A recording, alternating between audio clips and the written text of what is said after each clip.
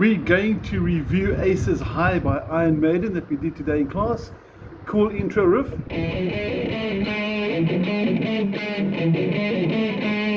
Nice little fast melodies up here. Nice power chords. But step by step we're going to break it down, so please make sure you have a copy of your PDF. If you need the PDF, just drop me a WhatsApp or inbox me, I'll happily send it to you.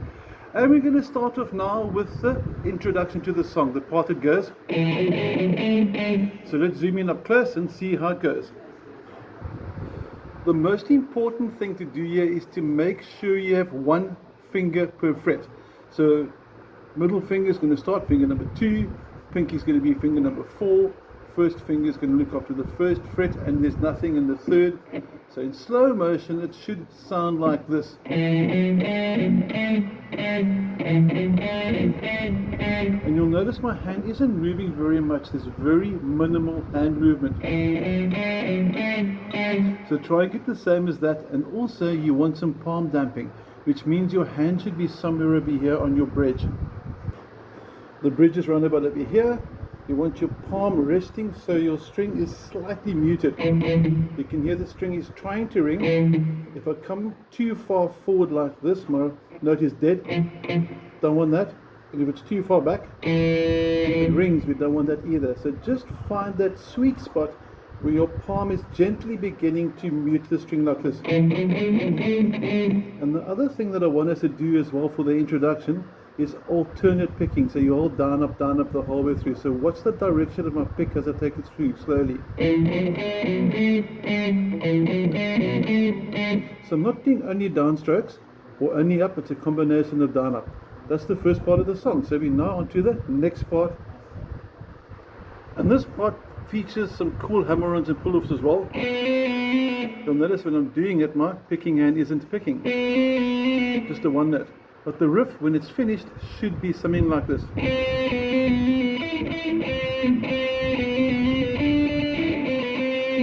And to break it on slow motion, you're using your first finger for fret number 10, or fret number 9, sorry, middle finger for number 10.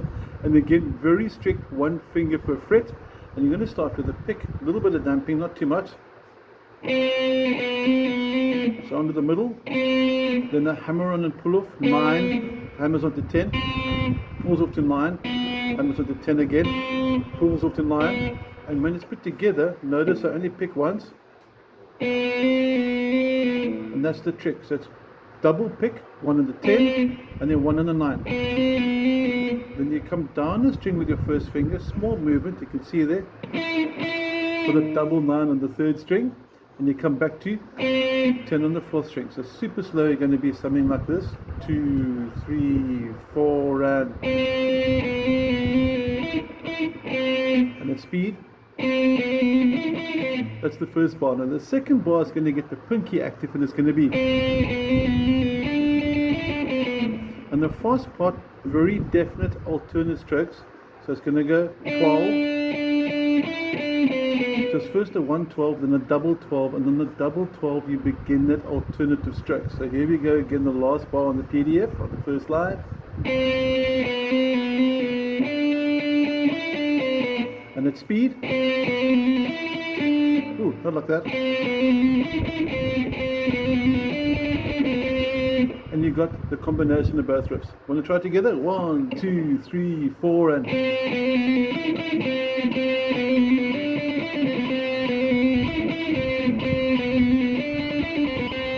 And there you have it. Now next up we're going to look at the power chords.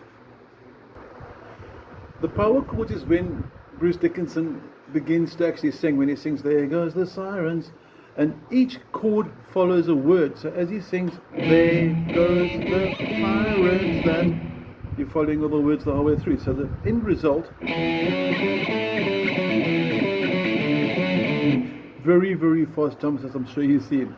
Now on the power chords, we're starting with an E5, and also if you need a copy of the power chord PDF sheet, let me know, I'll happily send it through to you, because for those that do have it, we're working with power chords from the A string. So your E power chord on the A string starts with fret number 7, see all the way up to fret number 7 there, zooming in again. And on those that have the PDF I use, it will be the green power chords for those that have got the color coded. Okay, now there's 3 ways to play a power chord: finger 1 and pinky, finger 1 and 3. If you do these, you're just flattening the fingers.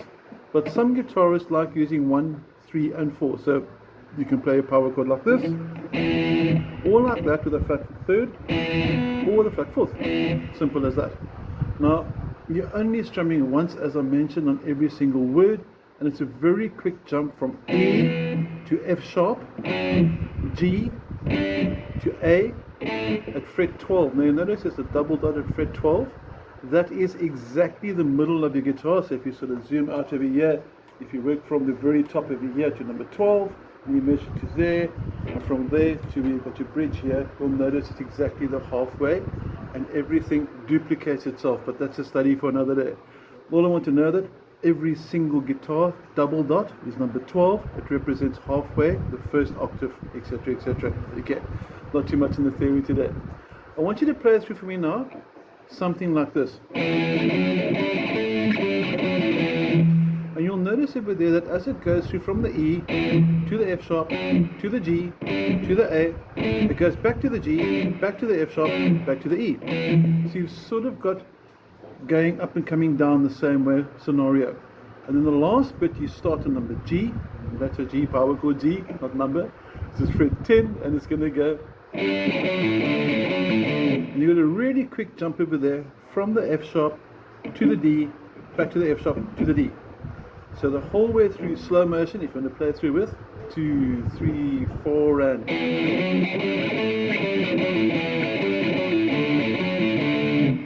And you want to do it at speed 1, 2, 3, 4. Simple as that. Now, if you're looking at the PDF that I sent through to you with verse 1A, you'll notice the second line looks almost identical, except the last 2 chords are no longer there. So the last 2 chords, that F sharp D, falls away. So your second time round should sound like this. Simple as that. Okay, that's your first verse taken care of, and you repeat it. Now, again, those that have got the PDF on the power chords, we're working with the brown/red power chord. In other words, root note from the D string, so you're playing from here, which means your power chord must look like this if you're playing all 3 strings. Or if you want to do a bit of an easy sort of sidetrack, because you don't need the octave that much. The octave is my pinky's tapping this, string number 4. You can just play this as well. You put it in. It's not really that much of a notice. The strings are tiny bit up there. Okay. Yeah, so you can go. Sounds cool. Or you can go. Also sounds cool. Now what I'd like you to observe there, that if you're playing through verse 1C, when it says jump in the cockpit and start up the engines, it's exactly the same as what you did here. So you're taking this part, and you're simply taking the string down. Same thing, so nothing really changes there. Okay, onto the bridge rhythm, and this is going to be a cool stretch. Now to get the stretch there, slow motion, you can see the stretch and appreciate it properly. Start with a hammer on. That was at fret 5 with a pull off. Then to 7. So the riff in slow motion.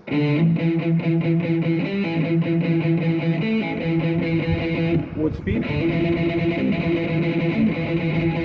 And then you're going to have a nice little descending run.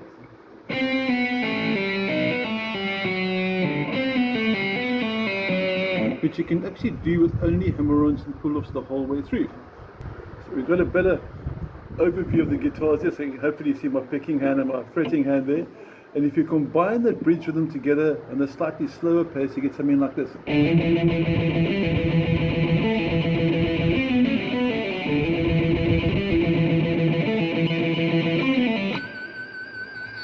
Sorry, I just like pinch the mics.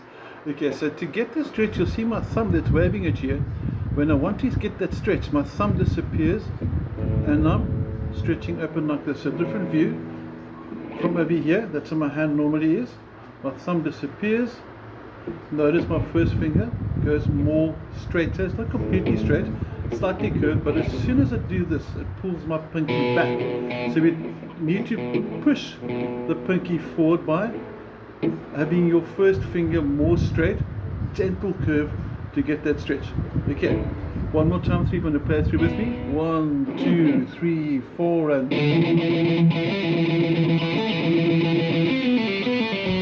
there's a nice little run there. You can see it's pick, pull, pull, hammer, pull. Works quite nicely, but if you want to go, I don't really mind it either. I just find that the hammer-ons and pull-offs give a much more legato feel. Simple as that. And the second time round, I like to pinch the monic there, but that's not a must if you want to add it on. Next up, the chorus: running, scrambling, flying. Those are the words that Bruce Dickinson's singing. This is the easy part of the song. It's probably the easiest part the whole way through. It's just literally one strum. It's going to go E5, which is from fret 7, to C5, fret 3, back to fret 5 for the D, and return. So it's 1, 2, 3, 4, 1, 2, 3, 4, 1, 2, 3, 4. As simple as that. And then halfway through, he takes it up a minor third, and a minor third just means the chord progression you did. This chord progression here simply goes up 3 frets, 1, 2, 3, fret number 10, and this is this minor third higher. That's the easy part. And we're going to finish off now with the last part, and that's got a really cool percussive riff because it's sort of muted, very nice syncopated rhythm. And here we go.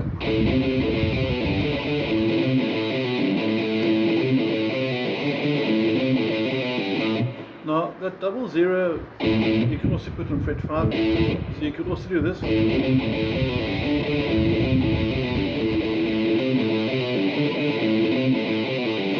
Simple as that, but let's break it down step by step to see what we're doing there. Again, you can hear the damping inside there. It starts with an open 0. You want to have a split second silence before split second silence. So it's like that, 0, double 3, double 0. You can hear that slightly percussive, in other words, that I mentioned earlier, that's slightly rhythmic with a tiny pause. And then you're going to have a pull-off going 3 to 0, ending on the 3rd fret of the top string. So it's a pull-off from the 3 to the 2 to the 0, pull-off, and you're going to pick that note there, like that. So it gives you a nice legato, and from there your pinky jumps up onto the 5th fret of the 5th string, so all together. And then the second phrase is going to go like this. Now that starts off exactly the same. The only difference is that double 5 in the first bar is now the same string but open. And the hassle with the open string is that it's difficult to control. I've got no control over string if it's open. My hand's not on the guitar. But this note here, you can see it vibrating there, is the same as that note there. So I could also do the second bar like this, which maybe might be a better move as well. So you can choose between which two you like there. So you can either do the second bar like this, or you can do whichever works for you. I'm cool. And the 4th bar, slight rhythmic change, just one note at the end instead of a double. So you play it the whole way through, it should sound like this: 1, 2, 3, 4, and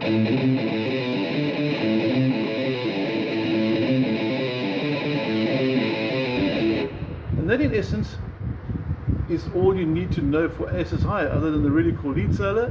If you've got any questions, please feel free to WhatsApp me. I'll be happy to help. Otherwise, have a most wonderful, excellent week. Take care.